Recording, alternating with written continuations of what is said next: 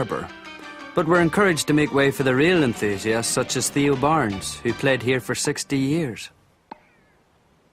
In July, even he moved out for the County Antrim Grass Court Championships, which always seemed to share some of Wimbledon's atmosphere and weather.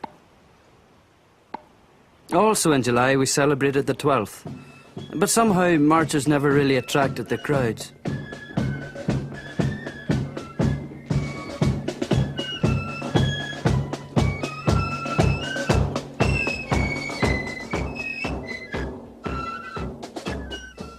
For the Hibernian March on August 15th, the story was very similar.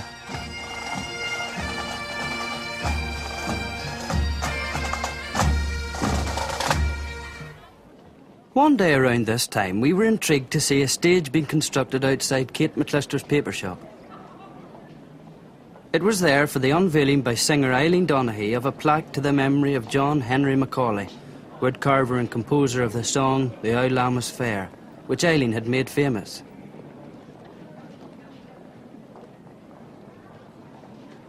We all came in the hope that she would sing for us after the speeches from the council. But like the staff of the Ann Street Cafe, we were amused when the sheet refused to fall away from the plaque.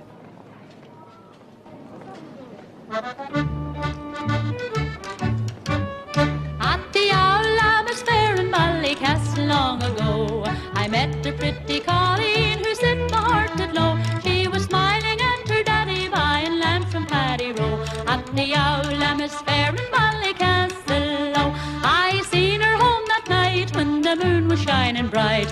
From the Owl Lammas Fair in Ballycastle, oh, at the Owl Lammas Fair, boys, were you ever there? Were you ever at the fair in Ballycastle, oh? Did you treat your Mary Ann to some dulce and yellow man at the Owl Lammas Fair in Ballycastle, oh?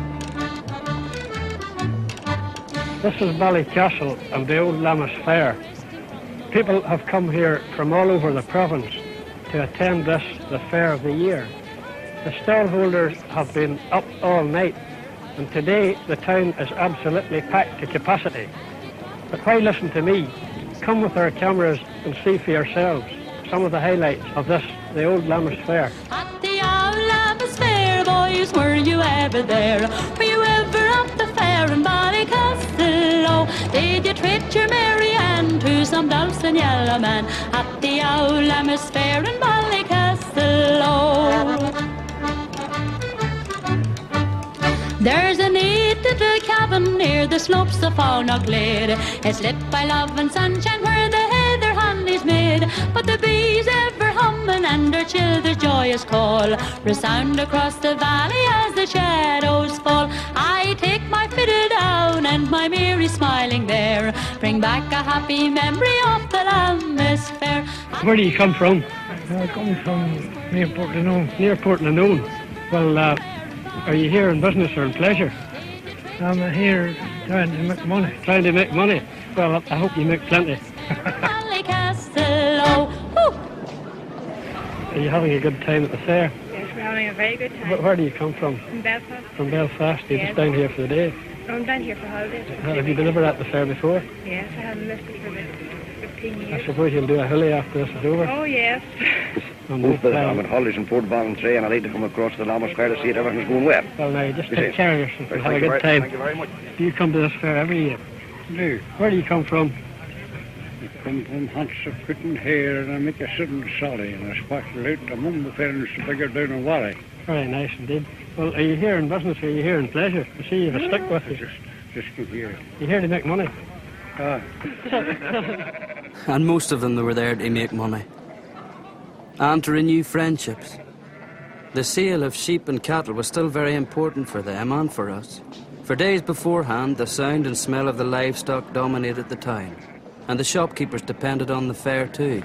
You're a businessman in Ballycastle. Do you find that the Lammas Fair brings quite a bit of business to the town? Oh yes, quite a bit. The only thing we have to say about it is we do one about once a month. The churches, the makers of meat teas and the ice cream men would all have loved to see the visitors here once a month. I met lots of interesting people here today. This gentleman with me now is all the way from Canada. What part of Canada are you from, sir? Montreal, sir. Are you enjoying your first visit to the fair? Very much indeed. It's nice to see a place like Ballycastle continue to have this fair. Have you bought any of the traditional dulce and yellow man to take back to Canada? If I buy any more dulce and yellow man, the customs man won't let me in. Might I ask you, sir, have you brought your wife with you? That I haven't got, but I've seen a lot of pretty girls in Ballycastle. I might take one back with me. Well, just be careful, sir, because with all these girls around, you never know what might happen. Thank you very much. Okay. Hello, girls. Are you having a good time at the fair? Yes. Where do you come from? Ballycastle. Ballycastle. You live in Ballycastle? Yes. Suppose you're going to Hilly when this is all over. Oh, no Hilly tonight. No Hilly tonight? Well, that's too bad. We would have plenty of time for our own hoolies later on when the visitors had gone. And in September and October, we often had the year's best weather too. Later on, the primary schools got holidays for potato picking. But harvest time saw some of us helping, or maybe hindering, the saving of the corn and the flax.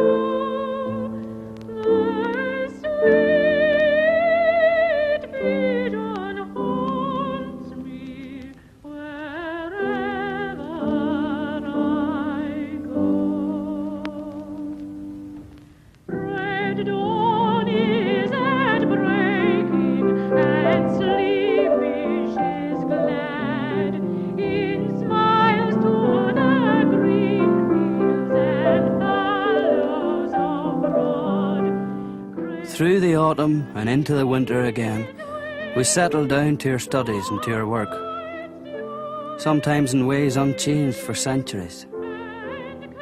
We weren't to know that a few years hence the political upheavals in the province would forever alter our town and bring tragedy to some of its people. Perhaps some change would have happened anyway, and we cannot reverse the clock. But those of us who grew up in Ballycastle during the 50s and 60s were fortunate indeed.